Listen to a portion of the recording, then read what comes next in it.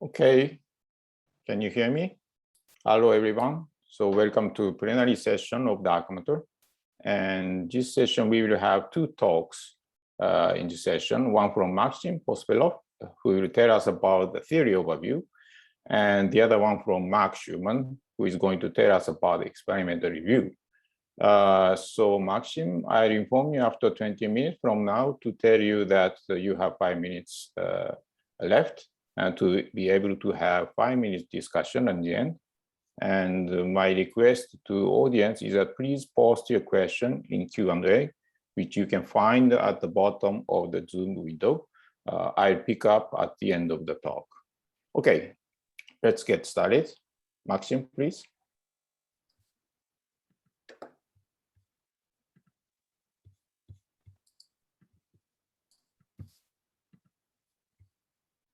Yes, we can see your screen. And very well. Yes, I can hear you. Perfect. Thank you so much for the invitation. It's too bad that I cannot show up in person, and it's been 10 years since I've been to a TAUP meeting last time in Munich. Well, I was asked to give an overview of dark matter models from the theory perspective. I'm going to do this from my own angle and also talk about some new work that I've been doing along this line. This topic really dominates the FTPI archive, so it's a little bit daunting task to review everything. So I'm just going to follow some of the interesting angles that I think exist at the moment. All right. So wait. Why identifying and a correct theory for dark matter is difficult but needed?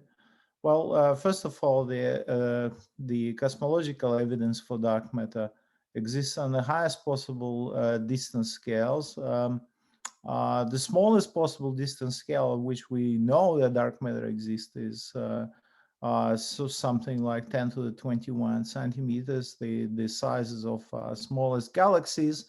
And then a lot of this meeting in particular is motivated by experiments that are done in the underground setups, which are, well, a few meters in size usually. And then we need an extrapolation by 20 orders of magnitude. And obviously at the scale of this, people dressed like if they're doing some,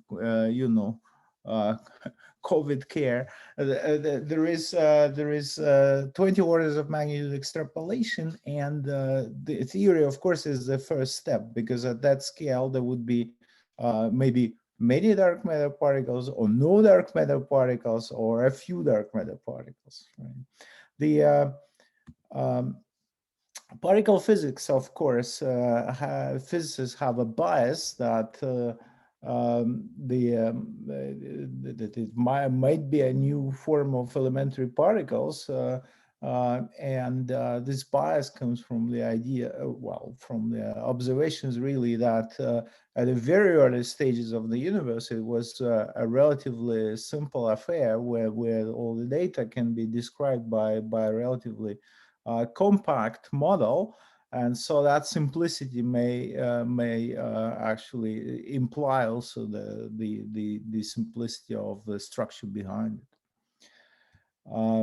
My classification of dark matter model, what I like to think about is based on the dark matter genesis, sort of how it came about, and it sort of goes over the sizes of couplings and the initial abundances, rather, of the dark matter particles. So weakly interacting massive particles, usually we assume that they're not particularly differently, the size of their couplings to other particles may not be necessarily all that super small. And or at least not small enough to avoid thermalization, and that the early universe, these particles are as as abundant as the rest. The further annihilation sort of takes care of suppressing their abundance. This is a normal abundance relative to the rest of the matter at a very early stage. Then it could be an asymmetric situation where some particles have exceedingly tiny couplings and not initially populated, and their interaction rates remains sub-Hubble rate at all times, and then sort of a thermal leakage into that sector with sub-Hubble rates lead to population of dark matter. This is super weakly interacting massive particles, if you like. And there are many examples here with perhaps sterile neutrinos being discussed the most.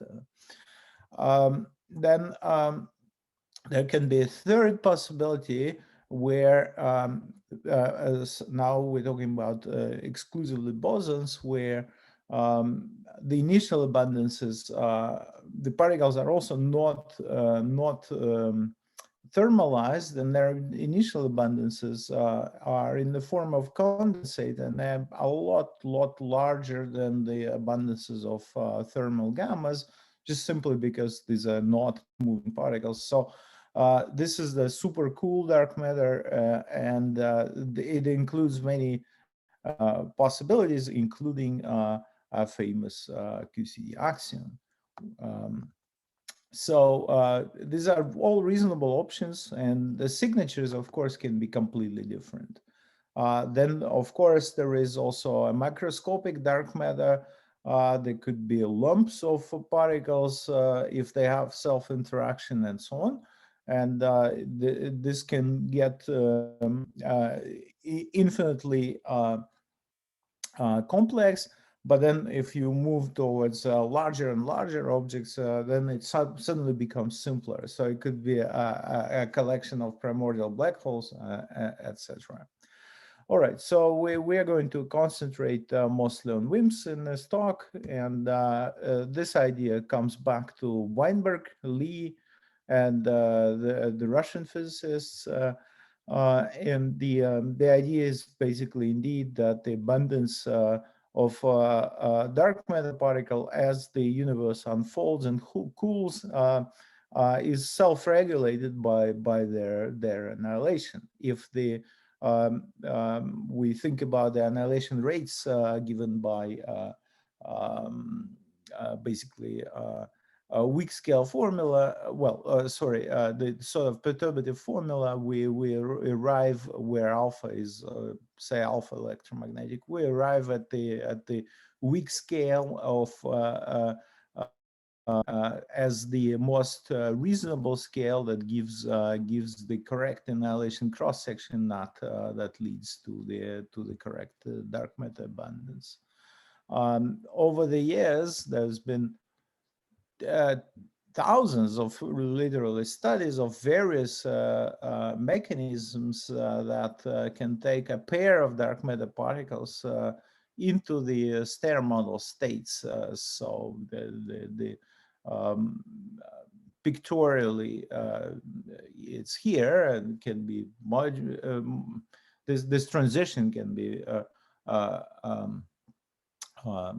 mediated by the Stern model bosons such as Z boson or Higgs boson, or it may require new particles such as dark photon or scalar quark. In particular, the last option, super partner mediation or embedding of dark matter into supersymmetric framework was a dominant idea for many years, and it still remains a viable option. However, if we think of one common scale for dark matter and scalar quarks, we might be in the problem might be with these models. It might be that we have a hint through the Higgs mass on larger scalar quark masses than we anticipated pre-LHC, and that might not be sitting well with the abundance. But nevertheless, the scale doesn't have to be the same, and the supersymmetric models still provide ample opportunities for accommodating dark matter. So I'm going to not talk about it, but talk about simpler options.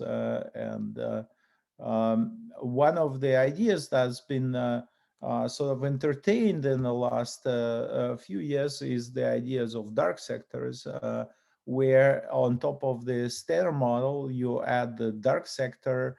There are possible interactions via the sort of effective field theory techniques, where you'd include high dimensional interactions of the standard model fields themselves, plus lowest dimensional couplings that connects dark matter and the standard model, plus possible self interaction of dark sector. So this is a very, very broad framework. But mercifully, this lowest dimensional portals can be enumerated rather easily, and this classification is well known. So at dimension 3 and 4 levels, you can couple new scalars to Higgs bilinears. You can have a kinetic mixing of normal photon with a new gauge boson, for example, with something that is colloquially called dark photon.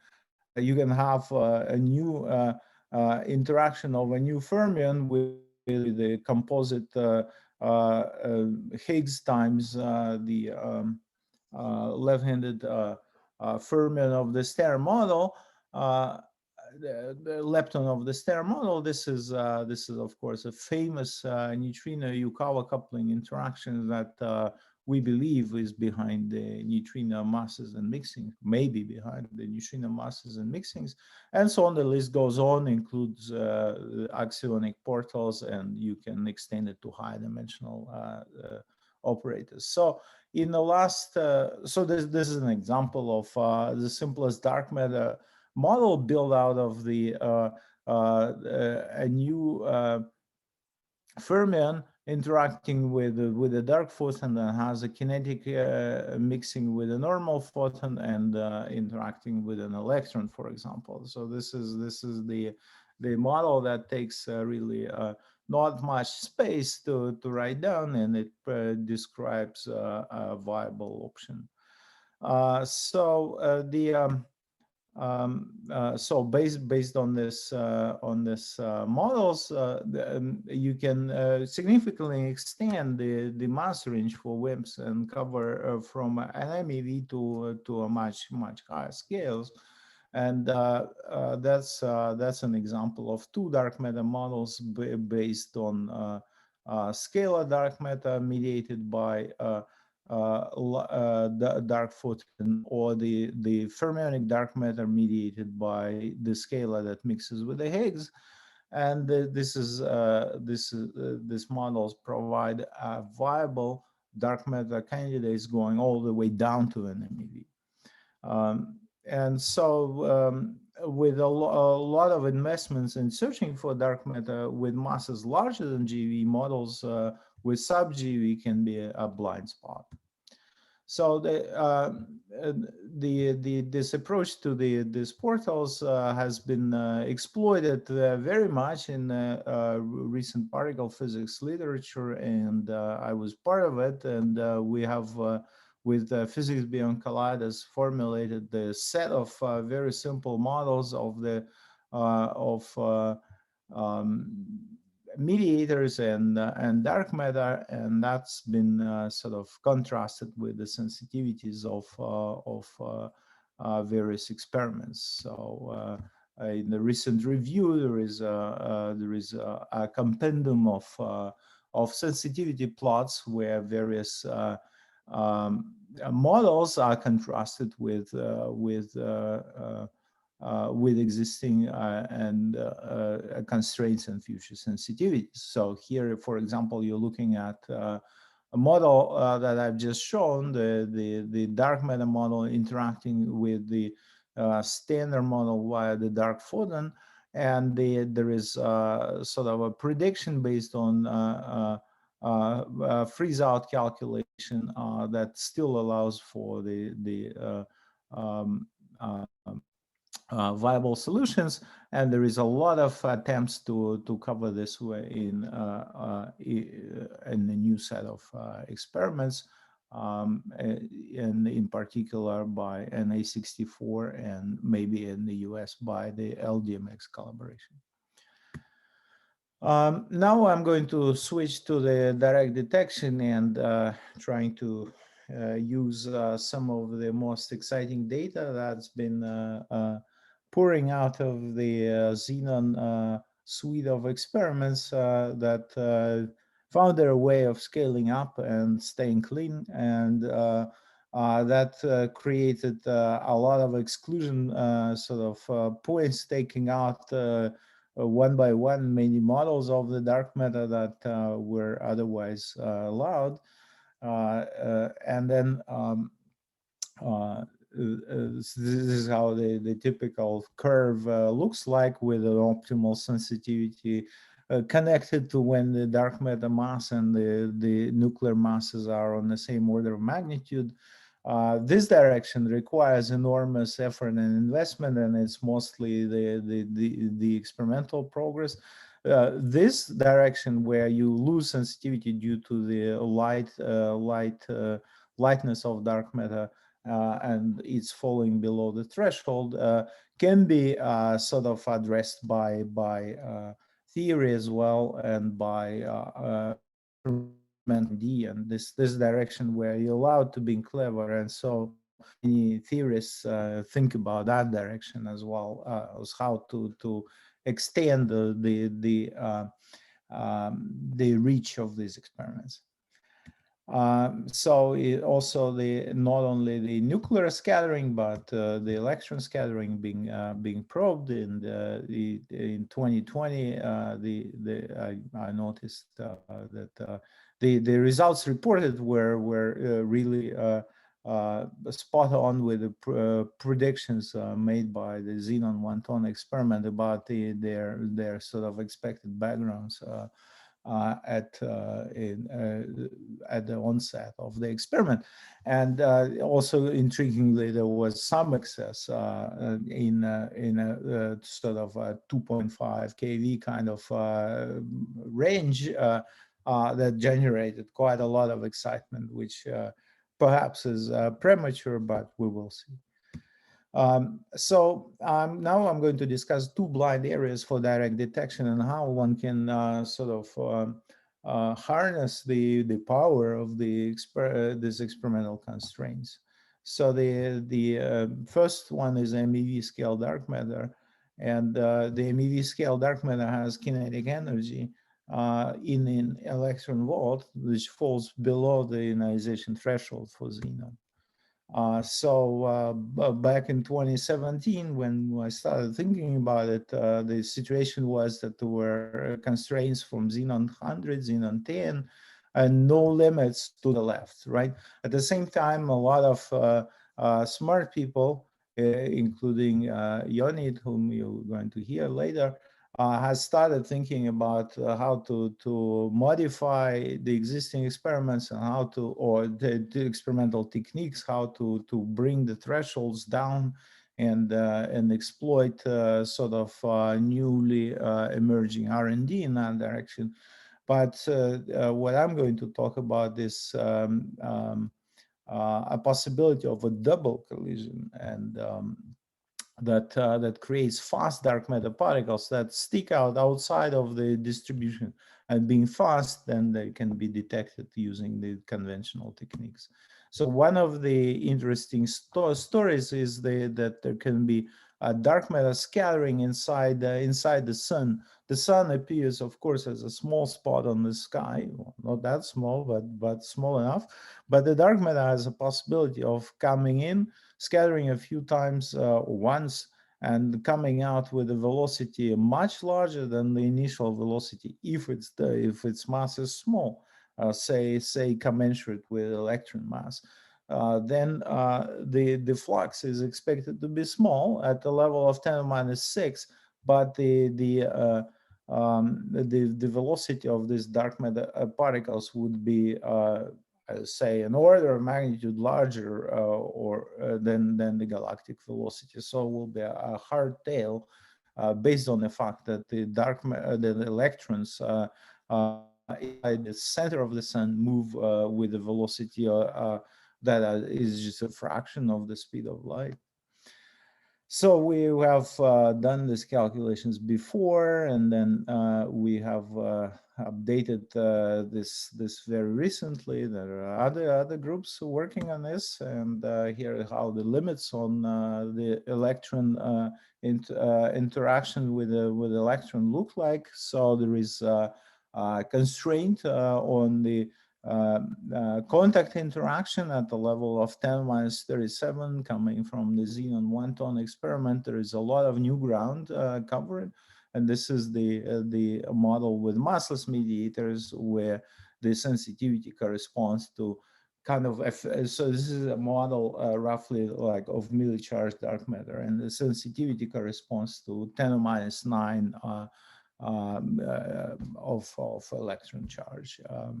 So this is the dark matter entering the sun, getting kicked out with a large velocity, entering the xenon experiment and creating ionization. So there is no such thing as no limits. We have derived limits where otherwise people thought that there are no limits, and they're completely complementary to the cosmology limits. This doesn't have to saturate the dark matter. It can be just a small fraction, say 1% of dark matter, and then you would still derive sensitive limits. Now, this is, of course, not the only possibility. One can exploit even harder spectra of particles existing in nature, in particular cosmic rays. Maxim, you have 5 more minutes. 5 more minutes. Right. With Torst and Brinkman, in the past, we have exploited the possibility that the cosmic rays provide a first collision that accelerates dark matter into a large gear. So you can see here, this is a standard halo model kind of distribution times 10⁻⁻, but due to the scattering on dark matter on the cosmic rays, you have a much harder version. And now harder includes energies MeV and so on, so that you can use, for example, neutrino experiments to probe even larger experiments than the dark matter experiments, right? To probe these models. So we have derived somewhat sensible limits using mini-boon and xenon 1-ton and Baruch-Xena, and the other groups extended it to probes provided by Kamla and Diabase. With such cross sections, the slowdown and the stopping is an issue. So therefore you have to find experiments that are depth.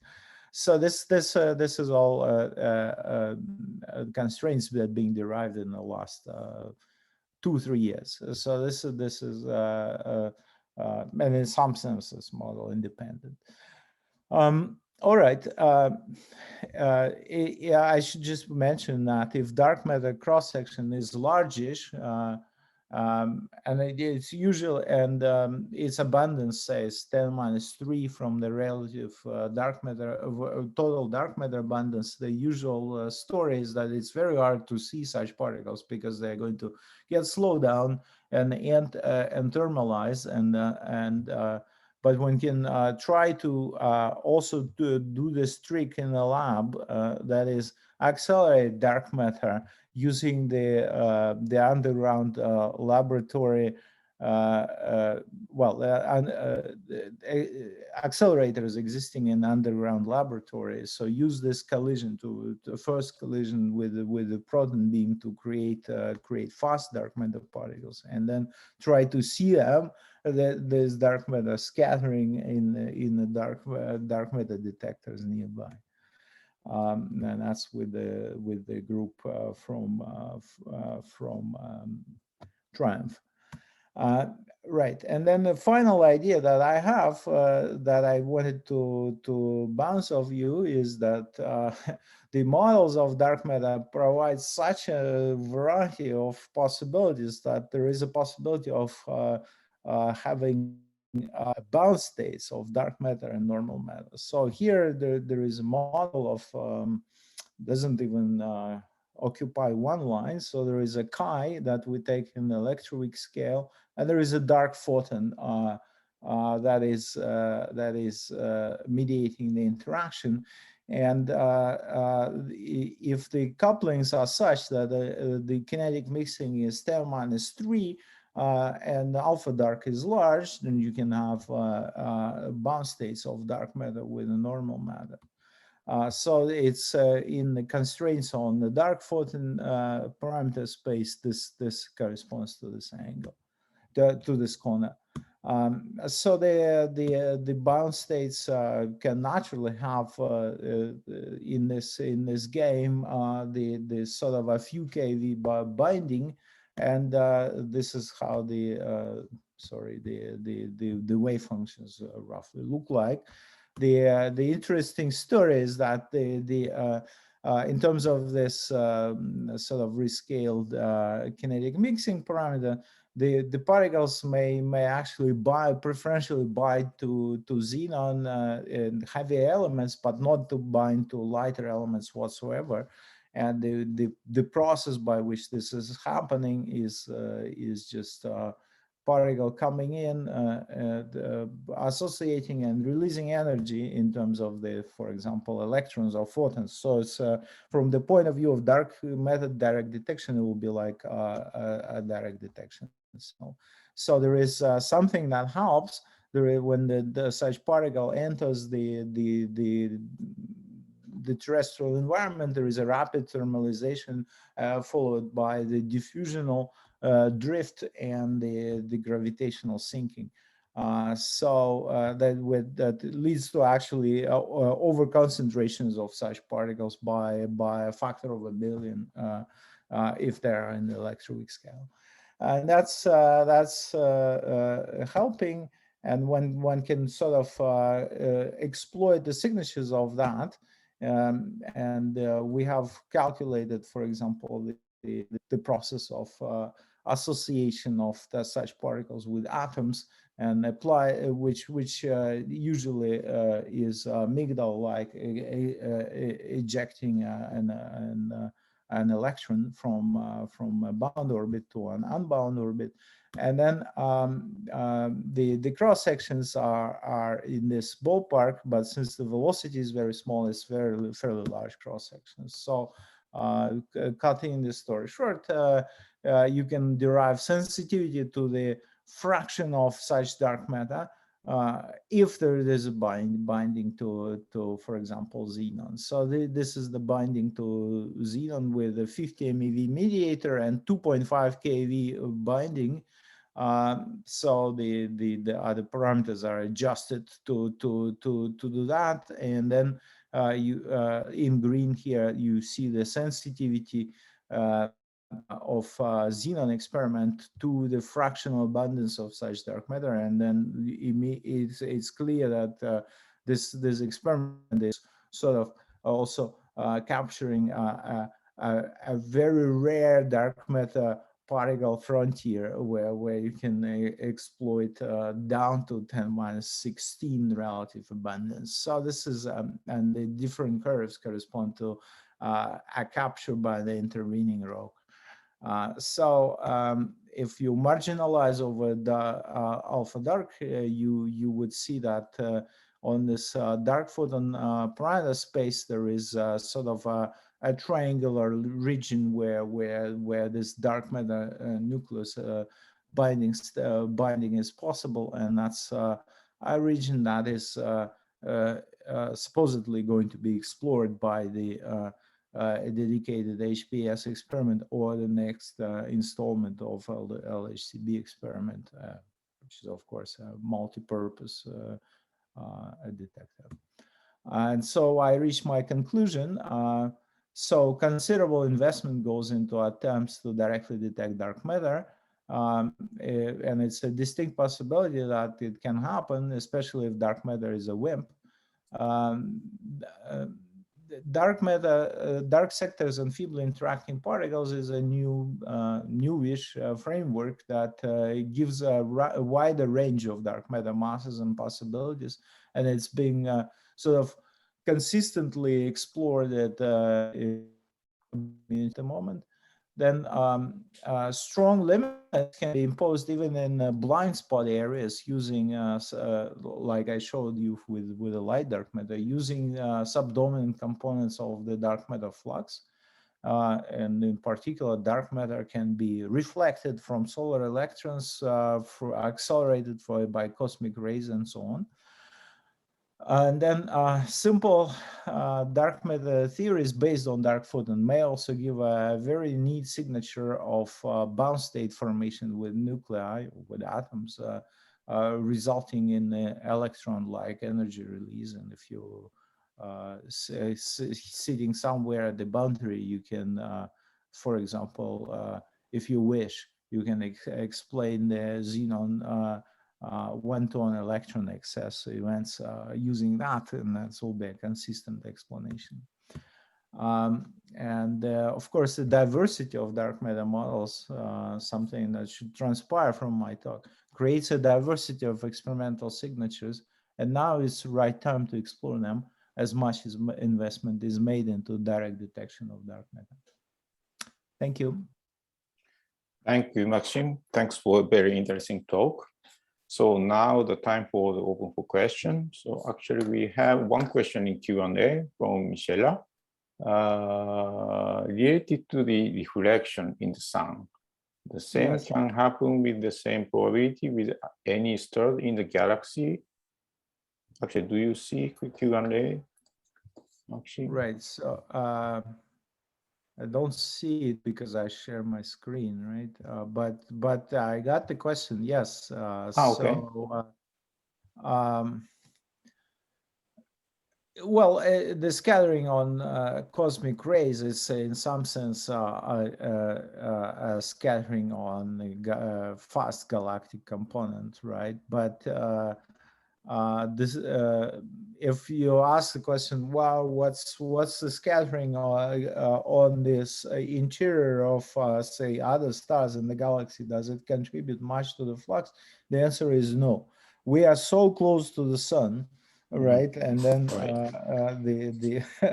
the sheer amount of very fast electrons near us, right? It's in the center of the sun, and that provides by far the dominant source of accelerated dark matter. Okay, yes. Thank you. Indeed, actually, this is what she expected, right?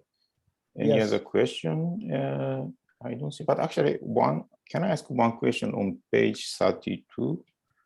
The dark matter bounds by the xenon atom. So is there any like preferred theoretical motivated vision in this figure? How far we should go lower in terms of this fx y-axis? That is a very good question. Yeah, we don't have a very good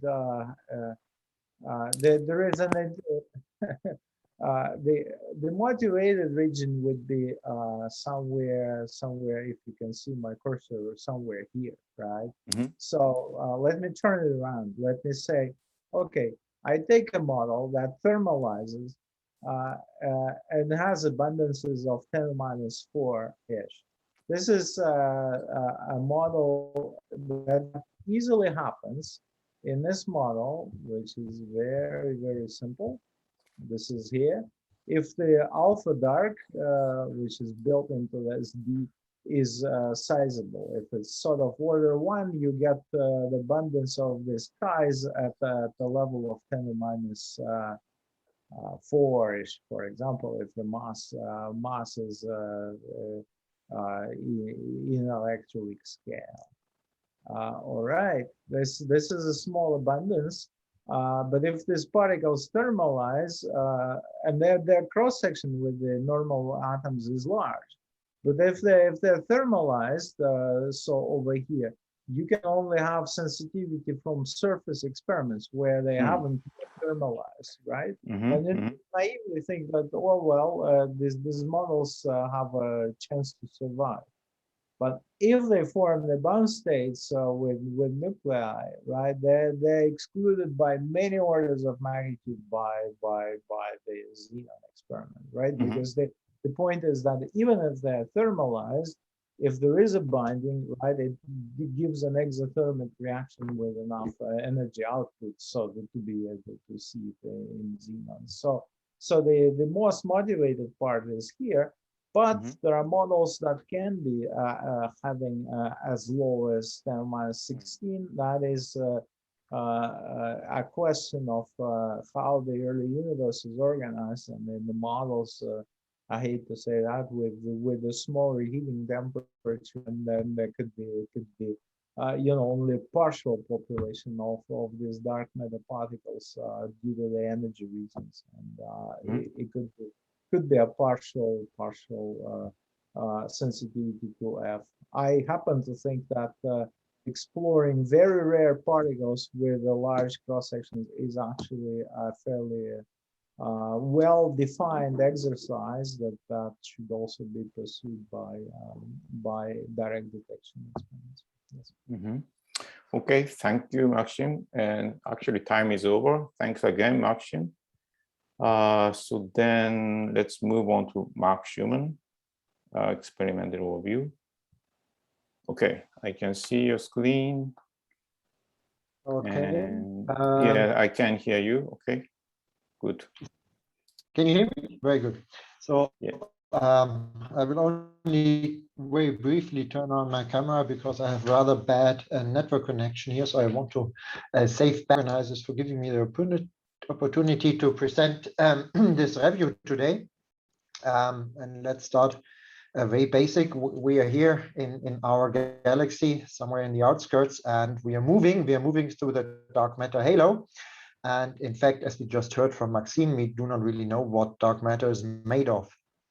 There are many particle candidates spanning many orders of magnitude. In that talk, I will mostly talk about experiments that were designed to search for the general thermal WIMP. Also, I have to make a small disclaimer. I only have very little time for a very rich field. So I try to focus on the general status of the field and in particular on recent results. But also sorry if I have missed some last minute updates. And of course, like any review, I will most likely present a biased selection of topics. So very quick recapitulation, direct WIMP search, what does that mean? We have a target made out of many nuclei, somewhere sitting in our lab. Dark matter WIMP comes by with a typical velocity of 230 kilometers a second, occasionally might hit the nucleus, and the signal that we want to detect is the nuclear recoil. The nuclear recoil spectrum is really boring. It's a featureless falling exponential spectra. In the most simple vanilla model that I will use here to showcase the status of the field, spin-independent WIMP nucleon interactions, the cross-section scales with A squared, so heavy targets have a higher cross-section at low energies, at low recoil energies, and the form factor suppression kicks in at higher recoil energies where the scattering process loses coherence. If you look at the recoil spectra for different WIMP masses, you see the lighter the WIMP, the smaller the recoil energies. And that means if you want to go to low masses, Maxim just mentioned it, you need to go to very low thresholds. The other thing you need to keep in mind is we are talking about tiny recoil energies, and we are talking about really tiny rates. So we need low backgrounds and large exposures to have a chance to see something. If you look at the current status of the field, here WIMP mass versus cross-section, the typical curves, they are 10 to the 14 orders of magnitude on the y-axis on these plots, several orders of magnitude in the mass axis, and everything that is green up here is already excluded. If you want to go down here, you need exposure and background, but to take up what Maxim just mentions, also experimentalists try to be clever. You need much more than just money to get down in this range here, and also in this here, we also try to be clever. To go to the left, you need to lower the threshold, as was just discussed. So if you go back to that plot, you see it's all exclusion curves, but these two famous islands. This is from the annual modulation signal. This is a slightly different signal. What you exploit here is that the sun moves around 1 year. So the typical velocity of 230 kilometers a second, you need to add the velocity of the sun in June, and you need to subtract it in September, and that leads to a slight modulation signal. But you have to keep in mind the background is usually unmodulated and can be sizable in especially the experiments that try to exploit that signature. There is a large unmodulated fraction of the signal, and then there's a order 5% modulated WIMP signal on top of that. The DAMA Libra experiment claims to see such a modulation signal since many years, and there's a new update from Peligi just from a conference a few weeks ago. There's new data, 2 more annual cycles were added up here. Of course, the modulation is still there, and the total significance went up to 13.7 sigma in a 2 to 6 kV energy bin. The new thing here is that they managed to lower their threshold now to even 0.75 keV, and also here below the former 1 keV threshold, there is some modulation. Of course, this result is challenged by many other experiments, many of them with nuclear recall identification and also much lower backgrounds. One important example is cosine 100 that also uses sodium iodine as a target, which excludes DAMA as interpreted in a standard spin-independent interaction scenario. And I must apologize, this curve is already outdated. There's a new publication on the archive from April, so this curve should be 1.5 orders of magnitude lower. But to in my opinion, one of the most important results of the last year comes from ANICE 112, which is now the first time where we have a model independent test of DAMA Libra with the same target and the same experimental approach. They have 3 years of data, of course, much smaller exposure, the same threshold as DAMA, but a slightly higher background. And their data, they presented a modulation analysis, and you can see here the total rate, nothing is subtracted, and there's the fit to the data, and the data is consistent with no modulation, and it's incompatible with DAMA at 3.3 sigma. So you see that here, depending on the energy intervals. Here is the DAMA signal, and this is ANICE 112 result. So this is really a breakthrough for the field, in my opinion, that now we have the first direct test of DAMA using the same technology and the same target. If you go back to that plot, let's go to other, let's say, rather simple detectors. These detectors here only detect light. So you have a crystal and you detect scintillation side light. You can also detect only charge. One example here is MUSE-G, gigantic sphere, use just 280 grams of neon and methane, very small threshold. And one new thing is that the new detector, 1.4 meter, 80 grams of neon and methane, just received new light, and of course they also want to go lower here. If we look at the other curves at the low mass range in that plot, they're from cryogenic bolometers. Here, this is the crest line, and this is CDMS light. They detect 2 signals. in CREST detects scintillation light and phonons created by the WIMP scattering in the target. Here, the detectors get smaller and smaller, so the CREST scintillating bolometers only have 24 grams of calcium tungstate, and thresholds that are incredibly small, 30 electron volt, even when taking into account nuclear recoil quenching. Up here, this is CDMS, and also Edelweiss uses the same technology. If they use bolometers but give up the energy, the background rejection mode, and convert their charge signal into heat, that reduces their threshold to something 70 electron volts, and they can also have very, very competitive results down here. If you go to the lowest masses on that plot, there's the result from CDEX. It's a standard point type, p-type point contact germanium crystal that just reads charge. And if you look at the threshold is higher than the others, but nevertheless, the exclusion reaches to lower masses. So the question is, how can that be? Well, this is this M behind here. This result exploits the so-called Migdal effect. This is a predicted effect that, this is important to mention, this effect has not yet been observed in calibration of dark matter detectors. What is expected here is that there's some kind of an inertial effect that if the WIMP hits the nucleus moves, but the electrons don't follow instantaneously. So in some of them might be stripped off in that process, and the refilling of the electronic shells then leads to a larger electronic signal that can be exploited for these tests.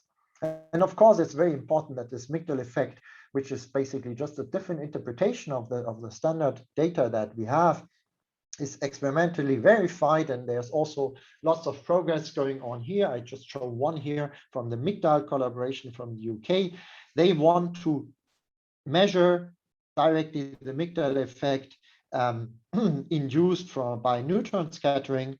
They want to use an optical TPC filled with gas, initially CF4, and later also mix it with xenon and argon to use targets that are actually used for dark matter detection.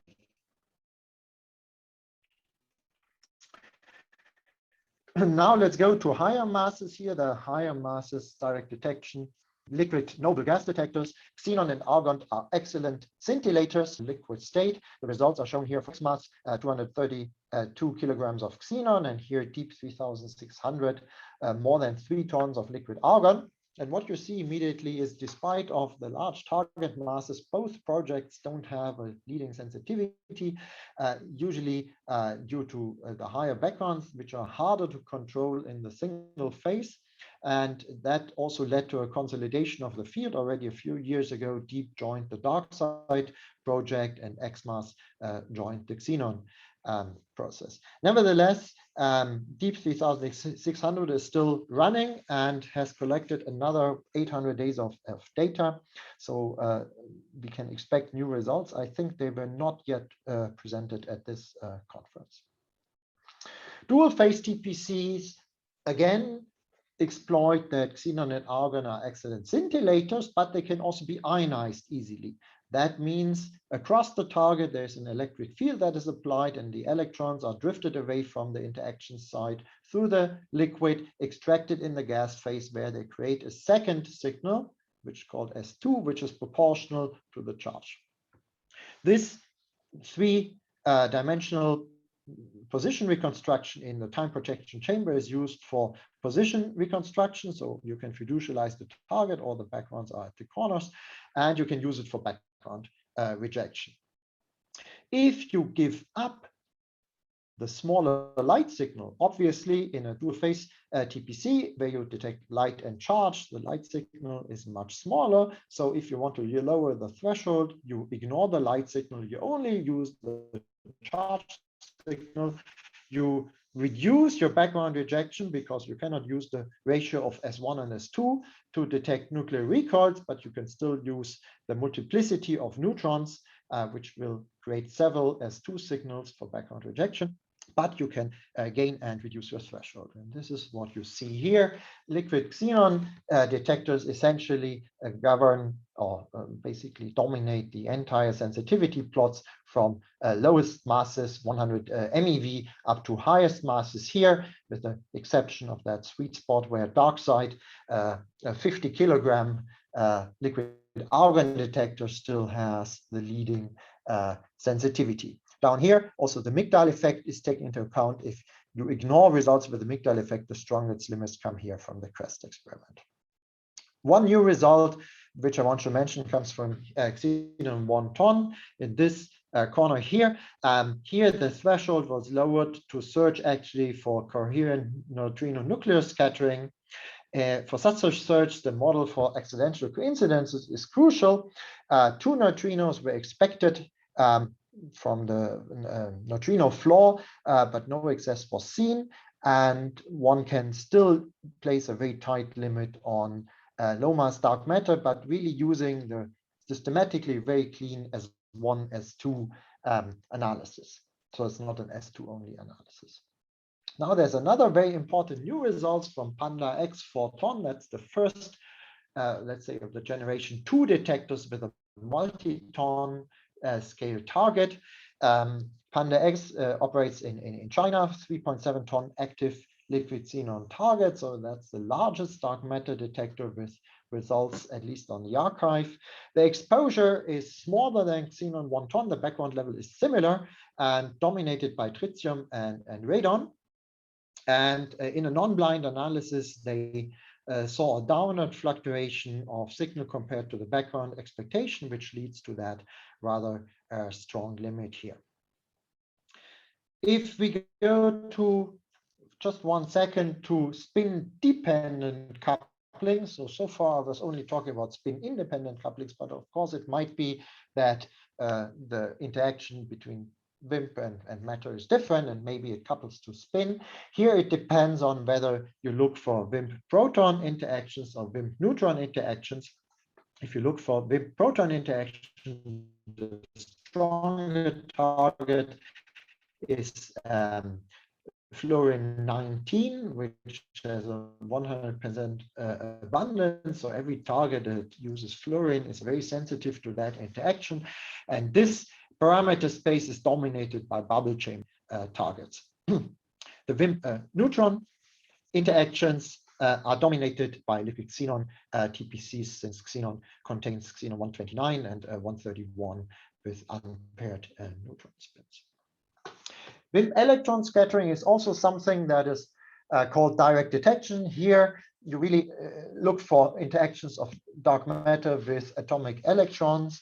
To detect this, you want to have detectors with single electron sensitivity. This can be the dual phase TPCs I just mentioned before in the charge only measurements, but they are also dedicated detectors, and the best results come from Sensei, just 2 gram silicon CCD keV, depending on the mediator. Heavy mediator you can see on the left, for light mediator you can see on the right, and then really depending on the parameter space you look in. Also here you see again the liquid xenon TPCs with their charge only searches. There are plenty of upcoming projects, and of course all these projections here you can easily scale them up and down by changing assumptions on exposure, background level. All these detectors are not yet realized, so I will not go into big details here. Just to tell everybody, on the low mass side, where you really need to lower the threshold, the best potential is probably there by cryogenic bolometers or proportional counters, where you can achieve really low threshold, which has already been demonstrated.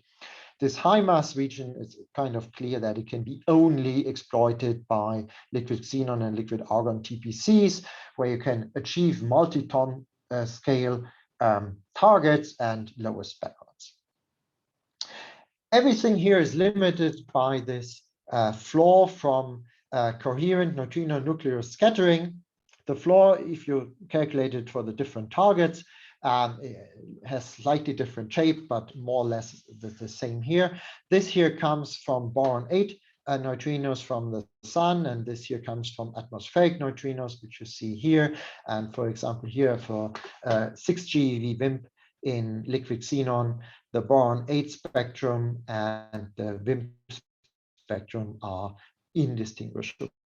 This is why there's this cutoff here around 6 GeV. You need very large exposures to get down to this atmospheric neutrino floor. And of course, it's not really a hard wall. So we start to call this more like a neutrino fork, because this line has a very specific definition. And of course, you can change the definition when the line moves elsewhere. When you use this definition, the line where you expect the first neutrino in your exposure is typically an order of magnitude higher in cross section. And because you need so high exposures here, that also led to the consolidation of the field. I already mentioned that deep joined dark side on the argon side, and just recently Darwin, Xenon, and LZ joined their forces to build together one single liquid xenon detector at largest masses.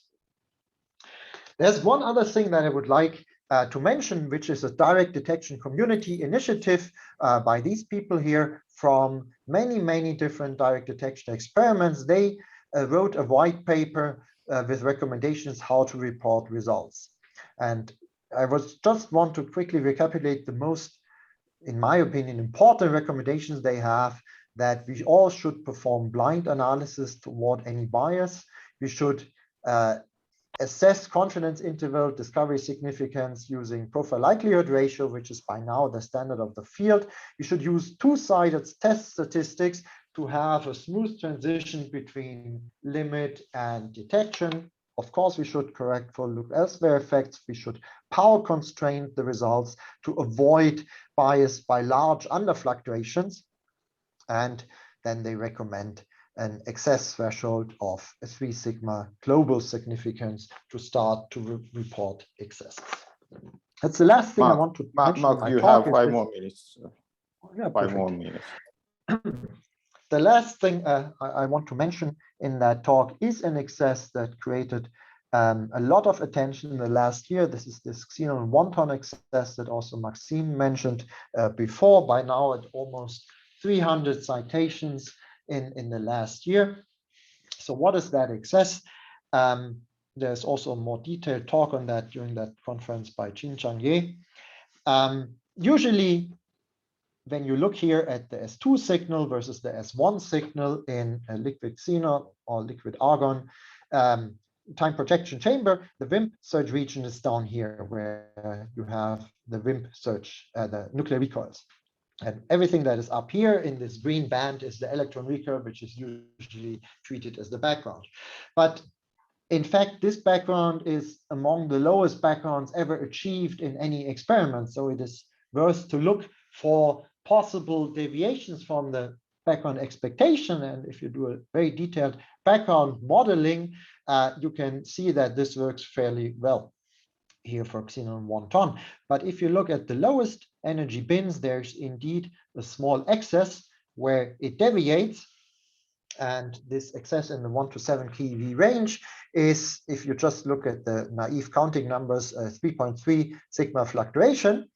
And of course, whenever you see something that is close to threshold, you check everything very carefully. What has been done here, the events are uniformly distributed in space, uniformly distributed in time. They are far away from known artifacts, such as accidental coincidences, surface backgrounds, and so on. And of course, also the trigger efficiency and the detector sensitivity has been validated down to threshold via calibration to make sure that you don't find the famous threshold deno again. So what can this excess be? There are plenty of possible explanations. I only mentioned the two that the Xenon collaboration published in their paper. This excess could be explained by solar axions, by a large neutrino magnetic moment, or by bosonic axion-like particles. For these two, one has to say that the results, the interpretation in solar axions in neutrino magnetic moment is in tension with astrophysical constraints. But of course, there's also the possibility that a very mundane background expectation entirely explains that excess. If there's a tiny amount of tritium in the data, that could also fully explain the excess. And of course, there are many, many other possibilities that were published after Xenon made this result public. At the moment, the Xenon collaboration is unable to say whether the tritium hypothesis is valid or not, simply because it's impossible to measure these concentrations properly at the moment.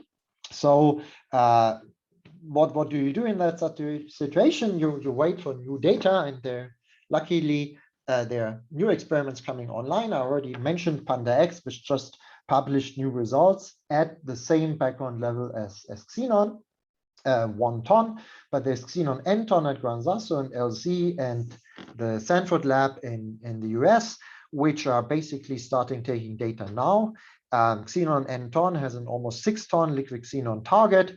The activity, the background goal for radon is 1 microbecquerel per kilogram, and this preliminary plot shows that with just xenon gas purification, they managed to achieve 2 microbecquerel per kilogram, and the additional liquid xenon cleaning that is missing in that plot is expected to yield this remaining factor of 2 to reach that background goal. One new thing of xenon N ton is the target purification in terms of electronegative impurities, electron lifetimes. This is an old plot that only shows 7 milliseconds, but electron lifetimes up to 20 milliseconds were achieved in that detector. I think there was a talk also at this conference mentioning that, which really shows that you have to implement clever things to build such large detectors. Xenon is in the data taking phase.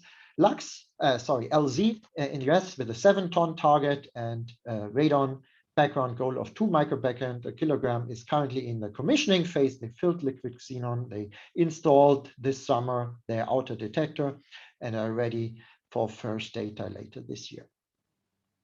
This brings me to the end of the talk. There is an exciting future for direct detection. I want to just finish with that outlook plot.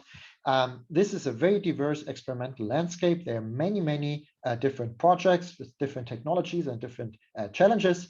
And I think we have a fair chance to close most of that interesting parameter space, which is, in my opinion, the first step is to go down to the neutrino floor wherever possible. And I'm optimistic that we will be able to achieve that in the next decade.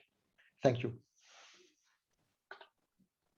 Thank you, Marc. Thanks for a nice talk. So now we open for the question. I don't see any question in the chat. Okay, here we go. Once the neutrino flow fog will be reached, what are the methods envisaged to beat the neutrino background? Directionality would have enough angular sensitivity to be used? Yes. So there were plenty of studies, of course, which show that you can go into this neutrino flow if you exploit, especially for the solar neutrinos here, directionality, because you know that the boron 8 neutrinos, they come from the direction of the sun, where dark matter comes from the direction of Cygnus at the moment. In my personal opinion, this is a very interesting idea, but at the moment, it's a rather theoretical idea, simply because if you look at the exposures that are needed to get down to this neutrino floor, this is, at the moment, it's very, very unclear how you can reach these exposures with the very dilute gas targets that you need to get directionality. If you think about this liquid xenon, liquid argon detectors here, the typical track size is this nanometer length. So there's no way to measure the directionality of a track in these detectors. So at the moment, the R&D efforts towards directionality, they all use very non-dense gases. And I made this calculation a few years ago when Lux still had the best results. And basically, if you compare the best results back then with the best results upper limits from a directionality experiment, you would either need measure 1,000 times longer, or you would need to get to the same sensitivity. And at that point, nothing was seen. And now we improved our upper limits even more. So this is this factor of 1,000 that you roughly need to build a sensitive directionally detector. The interesting idea is here, you see that here's the signals experiment. This is one directional detector, and there, let's say, intermediate goal would be to be close to this 6 GeV kink in the neutrino floor to get even close here. But it's obvious here is orders of magnitude, here is orders of magnitude. Okay, thank you. Any other question? Maybe we can pick up one or two. There is one comment on the chat, but this is not the question about the neutrino magnetic moment solution of xenon one-ton anomaly. It's just a potential tension with astrophysics. I don't see any other question, but can I ask one question? So actually now the LG and xenon n-ton is ongoing, and plus Panda X experiment.